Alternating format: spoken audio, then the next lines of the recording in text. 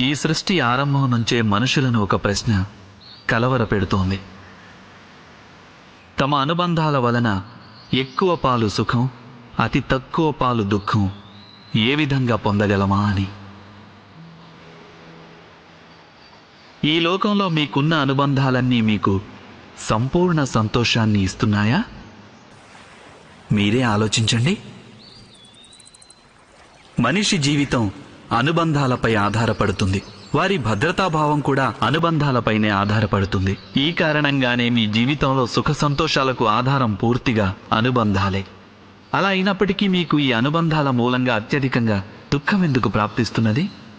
సదా అలా సంఘర్షణలు సైతం అనుబంధాల మూలంగానే ఎందుకు ఉత్పన్నమవుతుంటాయి? ఎప్పుడైనా ఆలోచించారా? ఎవరైనా ఒక వ్యక్తి మరో వ్యక్తి ఆలోచనల్ని కానీ పనుల్ని కానీ స్వీకరించలేనప్పుడు అతను ఆ వ్యక్తిలో మార్పు తీసుకురావాలని ప్రయత్నం చేస్తాడు. అందుకే సంఘర్షణ మొదలవుతుంది. అనగా తిరస్కారం ఎంత ఎక్కువవుతుందో సంఘర్షణ అంత అధికమవుతుంది. అలాగే ఆమోదం అధికమైతే ఆనందం కూడా అధికంగా ఉంటుంది. ఇది వాస్తవం కాదంటారా? ఓ మనిషి స్వయంగా తన అపేక్షలపై అంకుశం పెట్టి తన అంతరంగాన్ని పరిశీలించి ఇంకెవరో వ్యక్తిలో మార్పు తీసుకొచ్చే ప్రయత్నం మాని స్వయంగా తన ఎదలో పరివర్తన తీసుకొచ్చే ప్రయత్నం చేస్తే అతనికి అనుబంధాల మూలంగా సంతోషాన్ని పొందడం అంత కఠినం కాదుగా. అనగా ఆమోదమే మన అనుబంధాలకు నిర్వచనం కాదంటారా?